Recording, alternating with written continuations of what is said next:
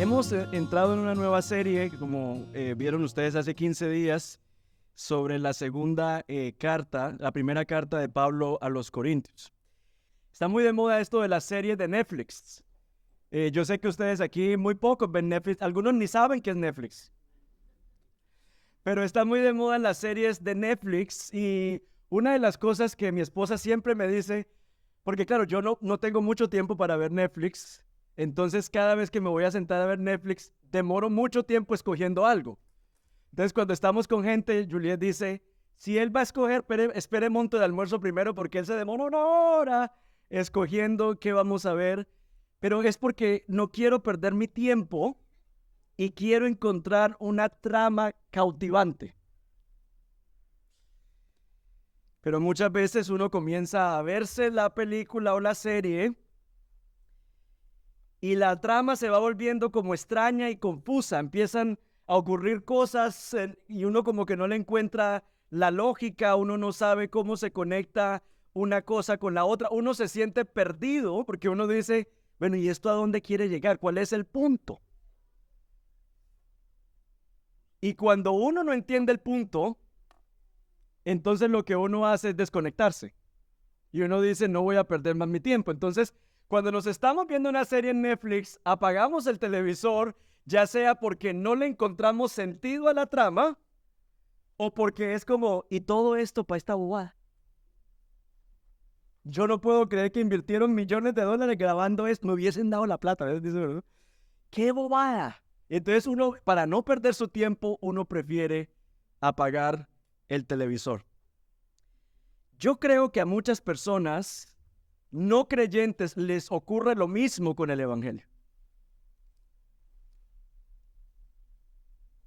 Tratan como de entenderlo, pero les parece como no le encuentro el sentido. O sea, ¿cuál es el punto de esto?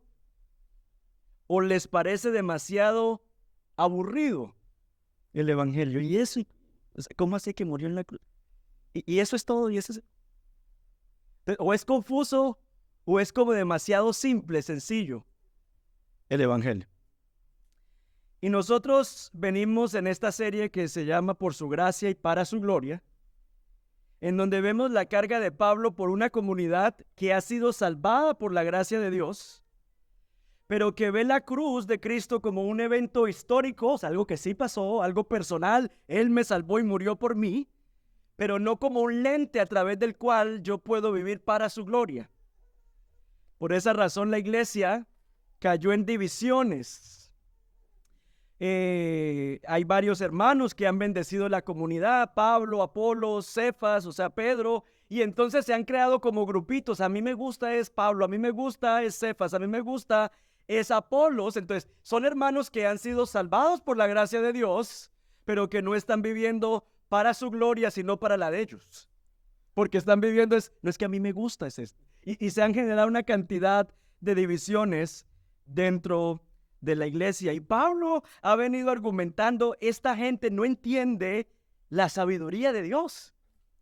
No entienden la sabiduría de Dios y por eso el título de este sermón es Descifrando el misterio, la sabiduría de Dios revelada. Hoy vamos a ver cuál es entonces la trama,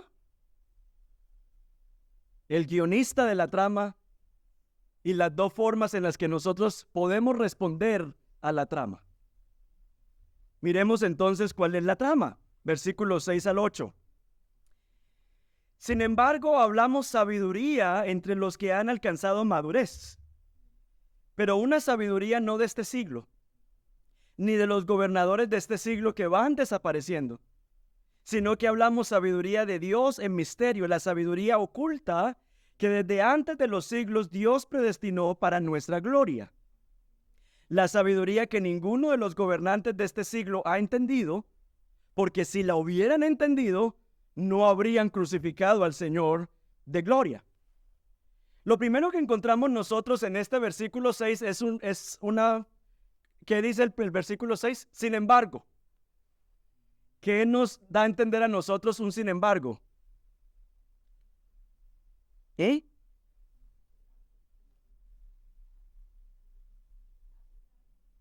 A pesar de, o sea, que hay que leer lo que viene antes, ¿no?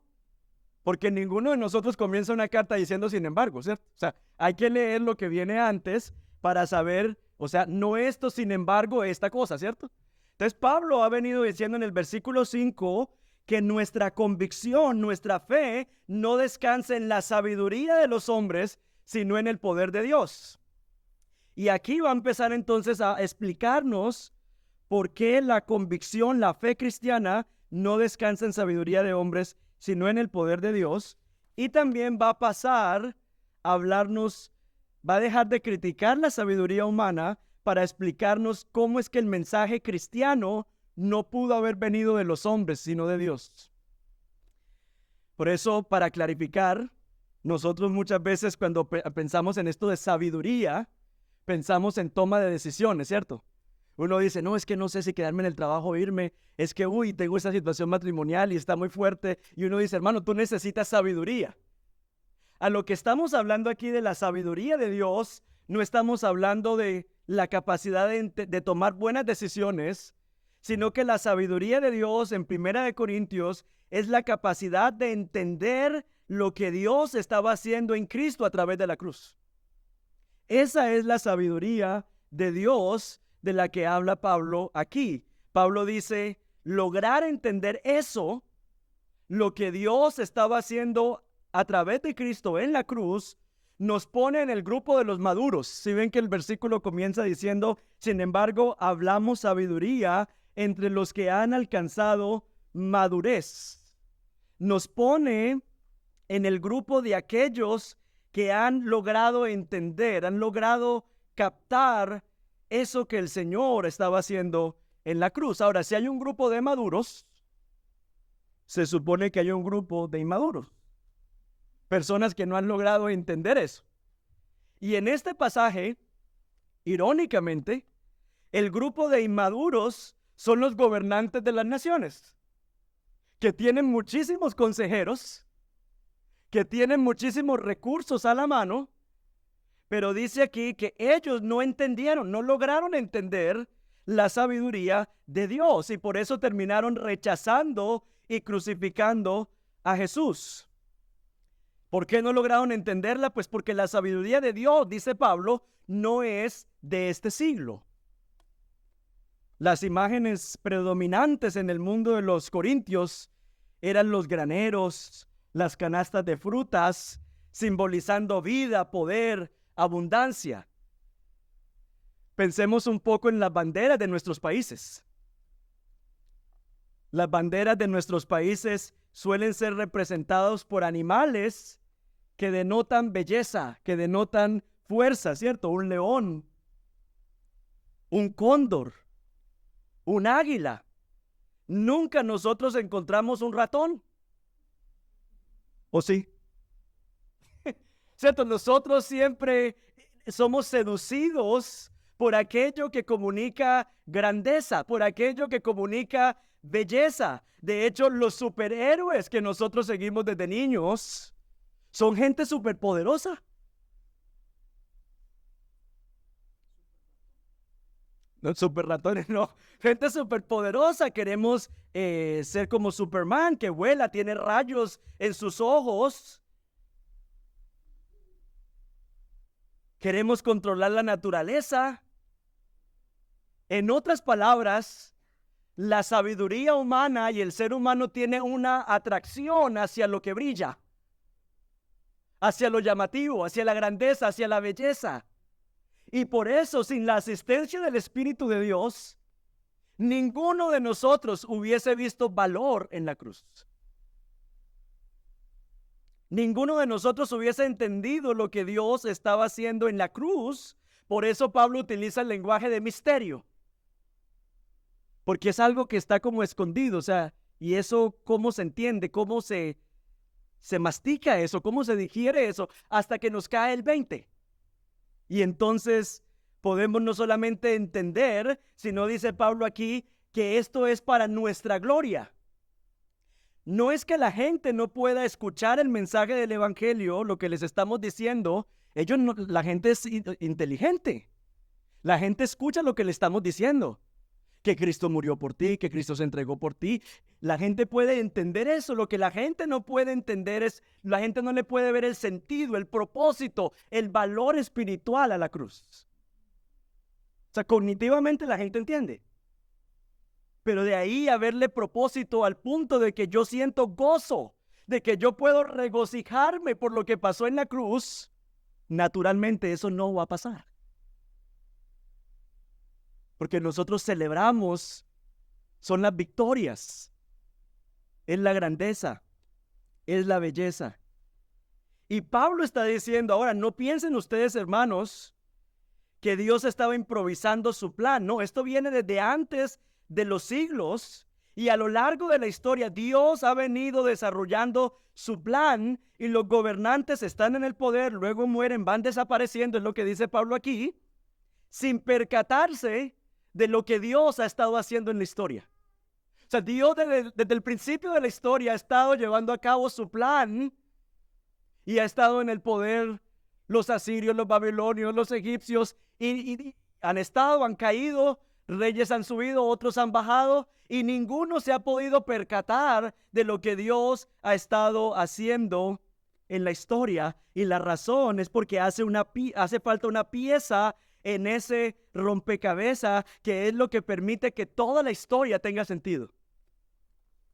Esto que dice Pablo aquí, lo dice Juan en el libro de Apocalipsis de una manera más vívida, a ver si agarra nuestros sentidos. En el capítulo 5, en el libro de Apocalipsis, dice que Juan es llevado y tiene una visión, y él ve un libro, la historia. Pero el libro tiene sellos. Es una historia que está cerrada, es incomprensible, nadie la puede ni leer ni entender. Y Juan dice, pero ¿qué está en el libro? Que nadie en el cielo ni en la tierra puede abrir el libro. Y Juan se pone a llorar. Y entonces viene uno y le dice, pero no llores, porque hay uno que sí puede abrir el libro. El Cordero que fue inmolado, o sea, Jesús crucificado. Esa es la clave para entender la historia. El libro es un libro cerrado, a menos que tú pongas a Cristo en el libro, vas a poder entender cuál es el rumbo de la historia, por qué estamos aquí, para qué estamos aquí, qué está mal con el mundo, qué está mal contigo. Vamos a poder entender por qué el Señor no nos mandó un profesor, no nos mandó un educador, no nos mandó fue dinero, recursos, nos mandó fue un salvador, alguien que muriera en una cruz. O sea, a la luz de la respuesta de Dios entendemos el problema de la sociedad, entendemos el problema de la humanidad. Es decir, la vida es nacer, crecer, desarrollarnos, multiplicarnos y morir. A menos de que Cristo esté en el centro, la vida de nosotros va a tener sentido. La historia no tiene ningún sentido, es un libro cerrado, a menos de que Cristo crucificado o el Cordero que fue inmolado, que es la misma cosa que quieren decir los dos, usando lenguaje distinto, esté en el centro de la historia. La sabiduría y la lógica humana brillan con un resplandor tan intenso que a menos que el Espíritu ponga lentes de sol sobre nuestros ojos, nosotros vamos a poder percibir lo que ocurrió en la cruz. La cruz, al ojo humano, es derrota, vergüenza, muerte, es el fin. Pero con los lentes de la sabiduría de Dios es victoria, redención. Dios está, al morir, está ganando. Dios al morir está dando vida. Es todo lo contrario a lo que nosotros podemos percibir viéndolo desde la sabiduría humana. Entonces Pablo dice, el mensaje que yo predico, ustedes tengan convicción de que no descansa en locuras humanas o en cosas que hoy son y mañana no son. Como a veces nos dicen, coman banano que el banano es bueno, coma banano luego. Según un estudio de la Universidad de Cambridge, acaban de decir que el banano no sé qué. Tomen esto, según un estudio. Y tú uno dice, bueno, lo tienen como loco, ¿será que sí? ¿Será que no tomo café? No tomo café.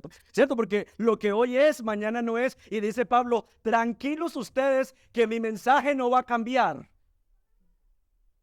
Y por eso por 2000 años este ha sido el mensaje que ha sostenido al pueblo de Dios, y no hemos encontrado como que no, de pronto que sí va a venir, no va a venir, es que no sé si va a venir o no va a venir. No, que va a venir, porque el mensaje del Señor no ha cambiado, porque no descansa en la sabiduría humana, sino en el poder de Dios. Y esos propósitos de Dios, Dios los ha venido ejecutando desde el principio, desde antes de la fundación del mundo. Ya esto estaba en el plan del Señor. Entonces Dios no anda improvisando. Y Pablo entonces va a venir a decirnos que el guionista, versículos 9 al 13, de esto no es él, sino el Espíritu Santo.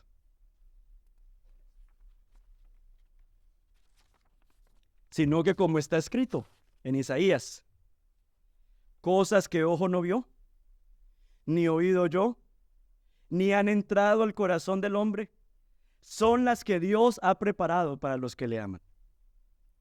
Pero Dios nos las reveló por medio del Espíritu,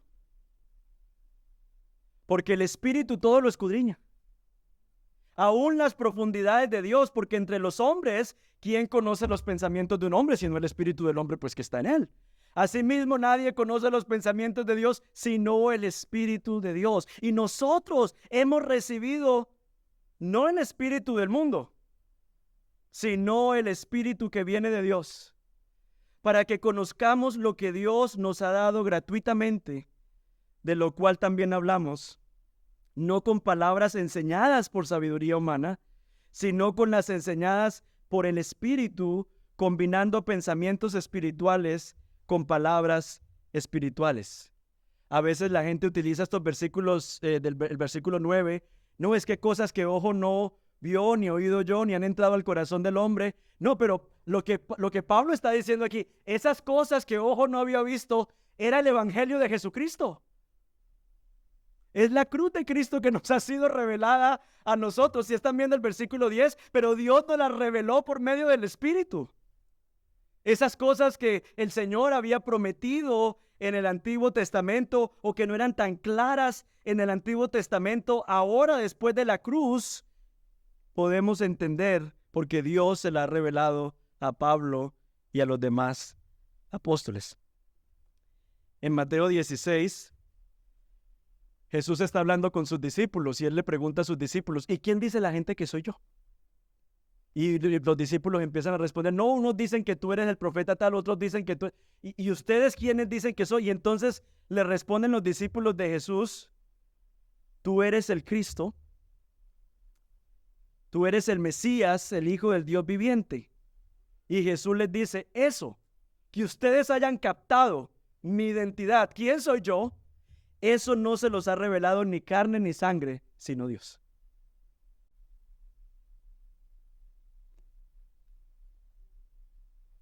Pablo dice aquí, no hay nadie más capacitado para hacernos entender las cosas de Dios que el Espíritu de Dios, porque el Espíritu escudriña las profundidades de Dios. Y miren lo que dice, cosas que ojo, oído, ni han entrado al corazón del hombre. Es decir, la sabiduría de Dios, eso de que Dios nos está a nosotros salvando a través de un Mesías crucificado, eso para nuestros ojos, para nuestros oídos y para procesarlo racionalmente, no es tan fácil. Por eso Pablo está diciendo, este mensaje de un Mesías crucificado es tan antinatural a la lógica y a las expectativas humanas que nosotros no nos lo pudimos haber inventado.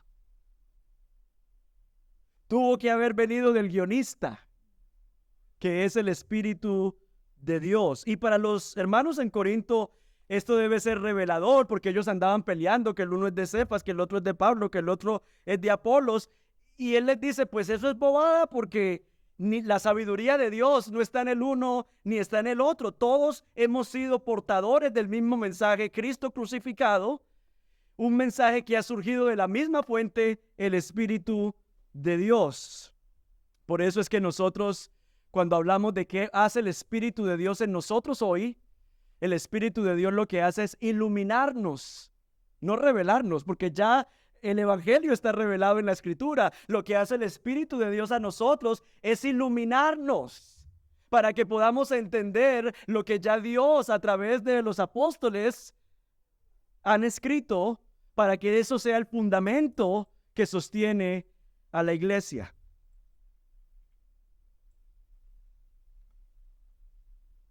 Y si hay algo que el Espíritu hace, porque normalmente el tipo de profecías modernas es, uy, yo te veo, cierto, y vas a ser tan grande que no vas a caber en, bueno, ese tipo de profesión no la quiere, que no vas a caber en la ropa, no, ese tipo, pero es como un asunto de grandeza y de todo. Mire, cada vez que el Espíritu de Dios hace, mueve, es con el propósito de llevarnos a nosotros, a Cristo y a su cruz.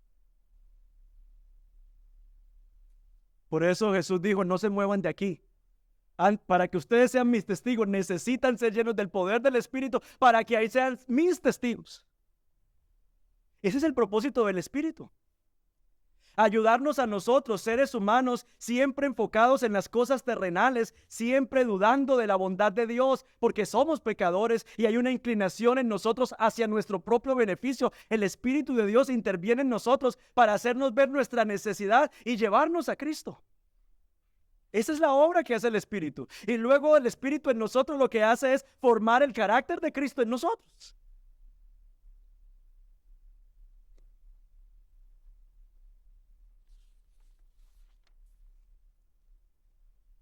Y número 3, vemos nosotros cómo luce alguien que entiende la sabiduría de Dios, o los dos tipos de audiencia o de espectadores de la trama, ¿cierto? Hay gente que no la entiende y entonces se duerme. No sé si les ha pasado que a veces uno va a una película y hay gente que se duerme en la película, y hay gente que uno sale y dice, wow, qué película. Yo dije, pero qué. Yo de qué me perdí, ¿será que entramos a la misma sala o qué fue lo que pasó? Porque yo no vi lo mismo que yo me quedé dormido. No, lo que pasa es que la persona entendió la trama, yo no la entendí. Y eso viene entonces Pablo a terminar en los versículos 14 al 16, diciendo que hay dos tipos de personas que son expuestas al evangelio, y para unos es un motivo de gozo y para otros, qué cosa tan aburrida. Pero el hombre natural no acepta las cosas del Espíritu de Dios porque para él son necedad y no las puede entender porque se disciernen espiritualmente. En cambio, el que es espiritual juzga todas las cosas, pero él no es juzgado por nadie, porque ¿quién ha conocido la mente del Señor para que le instruya? Mas nosotros tenemos la mente de Cristo. Vamos rápidamente a mirar aquí las descripciones, versículo 14, de la persona natural. Dice que la persona natural no acepta las cosas espirituales. La persona natural no aprecia las cosas espirituales. O sea, no solo que no las acepta, y que eso hay que de orar, y eso hay que de buscar, y eso hay que leer la Biblia, ¿saben lo que? No acepta, no aprecia las cosas espirituales. La persona natural no entiende las cosas espirituales. Y la razón es porque la persona natural hace lo que le es natural. Mientras que la persona espiritual, asistido por el Espíritu, hace lo que recibe sobrenaturalmente. El hombre espiritual es informado por el Espíritu, es instruido por el Espíritu, recibe discernimiento del Espíritu. El hombre espiritual es hecho incomprensible por el Espíritu. O me van a decir que no, los que tienen cónyuge que de pronto no es creyente y dice, se enloqueció. Le lavaron la cabeza, se chifló. Es que yo no entiendo qué le pasó. Porque el obrar del Espíritu en nosotros nos hace incomprensibles. O sea, nosotros sí entendemos porque ellos piensan como piensan, pero ellos no entienden por qué nosotros pensamos como pensamos. Porque nos hace incomprensibles a los demás. Y finalmente dice el texto que el hombre espiritual tiene la mente de Cristo.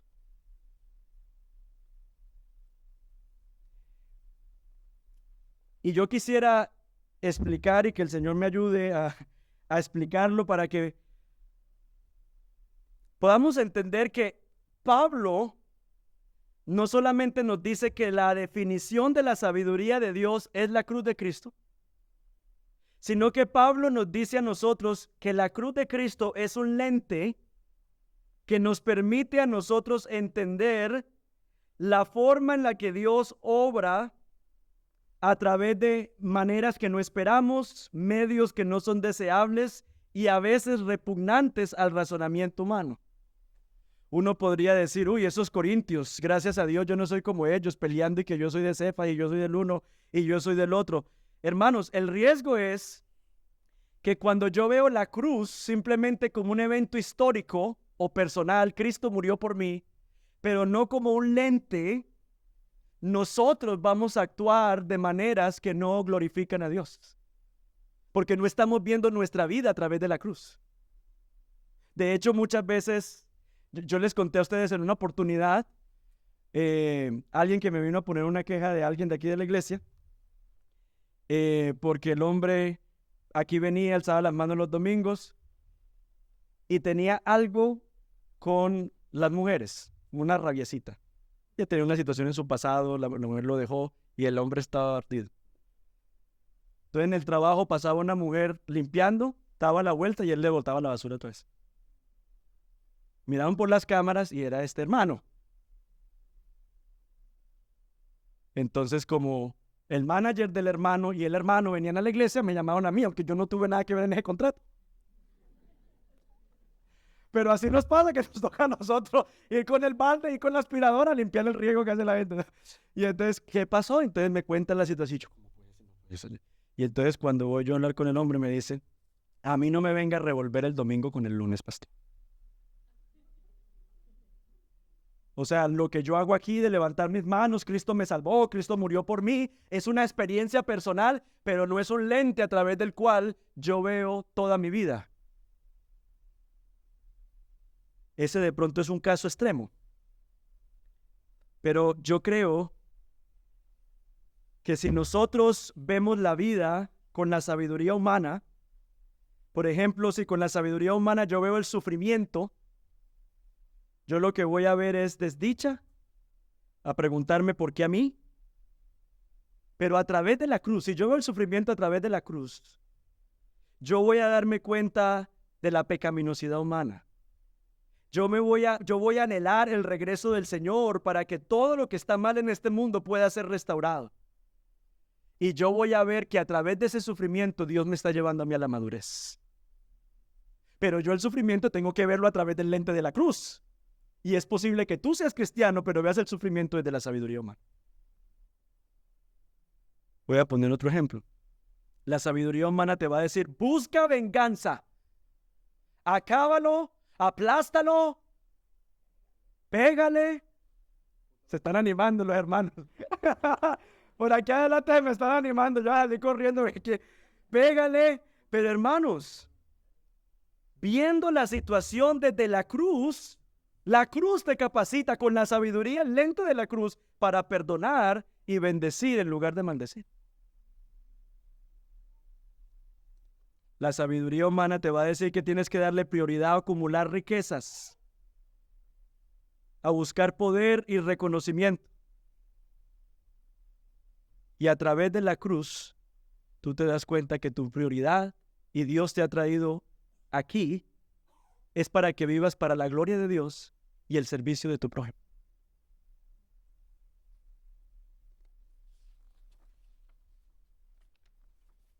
De hecho, yo me atrevería a decir que muchas personas desprecian la iglesia.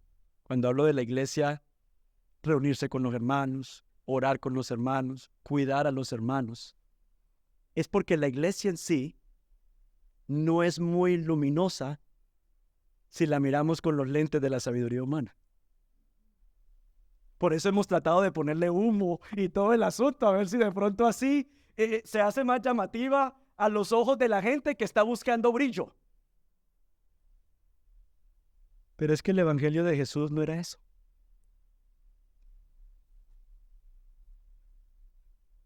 Era tan de arriba que era muy cotidiano, que sobrepasaba las expectativas de la gente. Por eso mucha gente ve la iglesia, la ve aburrida, la ve como una pérdida de tiempo, porque la ve sin humo y sin luces. Sin reconocer que a través de esa extraña manera de Dios obrar, la iglesia es portadora de la proclamación del mensaje de la cruz. Y por eso el poder de Dios se manifiesta a través de esas reuniones que uno llamaría tontas desde la sabiduría humana. ¿Para qué? ¿Y quién la va a dirigir? Porque tiene brillo la reunión si la dirige el pastor. No, tiene brillo la reunión cuando Cristo es proclamado. Cuando Cristo está en el centro, tiene brillo la reunión. Porque el poder de Dios está en la cruz de Cristo. Los griegos buscan sabiduría, los judíos buscan poder, y yo te pregunto, ¿tú qué andas buscando? Muchos andan buscando el verdadero amor. Muchos andan buscando autonomía. El lema ahorita es, nosotros eso de que los griegos buscan esto y esto, claro, nuestra cultura busca otras cosas. Nosotros buscamos comunidad sin que nadie me diga lo que tenga que hacer, comunidad y autonomía, para hacer nuestra propia versión de lo que nosotros queremos ser. Y si yo te digo que eso que tú tanto estás anhelando y buscando y deseando, solo lo vas a encontrar en la cruz de Cristo, tú vas a decir, ¿la cruz de Cristo? Que no es atractivo. Pero cuando el Espíritu te da ojos para ver, te das cuenta que a través de la cruz de Cristo hay una sabiduría que tú no conoces. Y una manera en la que el Señor te muestra y te enseña lo que verdaderamente es ser amado. Lo que es pertenecer a una comunidad. Ahorita hablan mucho de una comunidad diversa. La primera invención de una comunidad diversa en la historia ha sido la iglesia. Judíos, gentiles, hombres, mujeres. Ha sido la primera invención de lo que ahorita andamos buscando. Eso no es nuevo. Eso fue una idea de Dios al crear la iglesia. No, y es que yo quiero ser mi propio yo quiero manejar mi vida. Eso es tu ser esclavo de tus propias pasiones, de tus propios deseos y de tus propias adicciones. Pablo por eso dijo, la única manera de yo encontrar libertad es a través de la cruz de Cristo. Con Cristo estoy juntamente crucificado. Ya no vivo yo, sino que vive Cristo. Y la vida que ahora vivo en la carne, la vivo en la fe en el Hijo de Dios, el cual me amó y se entregó por mí. Pablo entendió la única manera en la que el yo puede ser verdaderamente yo, para vivir para los propósitos que Dios lo creó, sin ser saboteado por sus propias adicciones y sus propias pasiones, es cuando mira su autonomía a través de los lentes de Cristo. Así que yo te animo, tú tal vez no estás buscando sabiduría, tú tal vez no estás buscando poder, tú tal vez estás buscando amor, estás buscando compañía, estás buscando una cantidad de cosas, pero yo quiero decirte que la única manera de tú verdaderamente encontrar lo que tu alma desea es en la cruz de Cristo.